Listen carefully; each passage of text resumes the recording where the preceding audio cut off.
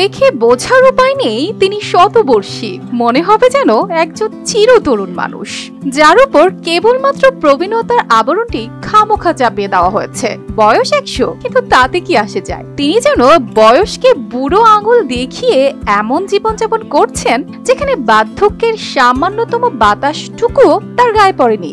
লাগে না চশমা, নেই লাঠির প্রয়োজন, বরং এই বয়সে এসে যা তিনি করেন তা করতে হিমশিম খায় অনেক তরুণ তরুণীও। কঠিন সব যোগ ব্যায়াম করেন তিনি প্রতিদিন, শুধু নিজে করেন না, অন্যদেরও শেখান প্রশিক্ষক হয়ে।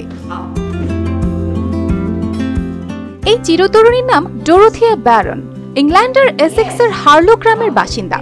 বয়স 100, অথচ দিন শুরু করেন যোগ ব্যায়াম দিয়ে। তার প্রশিক্ষণে গ্রামের তরুণ তরুণী থেকে শুরু করে মধ্য বয়সীরাও আজ অনুপ্রাণিত। তারা বলেন ডোরোথিয়া শুধু একজন প্রশিক্ষক নন, তিনি নিজেই যেন জীবন্ত উদাহরণ কিভাবে বয়সকে হারিয়ে জয় করা যায় নিজের জীবনকে।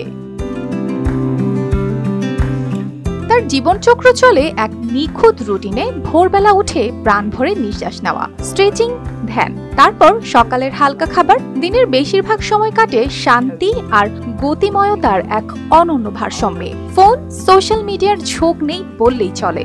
তার কাছে সময় মানে নিজের যত্ন আর আশেপাশের মানুষকে ভালো থাকার পথে এগিয়ে দেওয়া।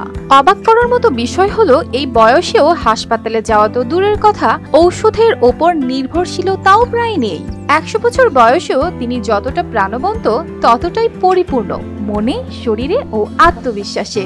একসময় অবশ্য দ্বিতীয় বিশ্বযুদ্ধে টকবকে তরুণী ছিলেন তিনি। মাত্র 18 বছর বয়সে যুক্ত হয়েছিলেন ব্রিটিশ নেভাল সার্ভিসে।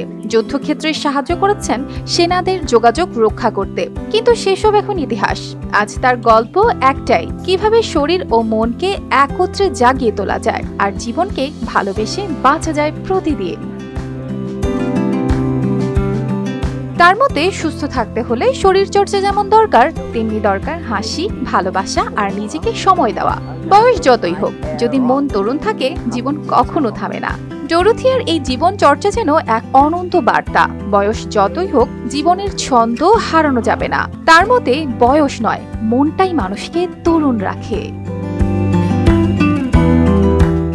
অর্পিতা জাহান, RTV।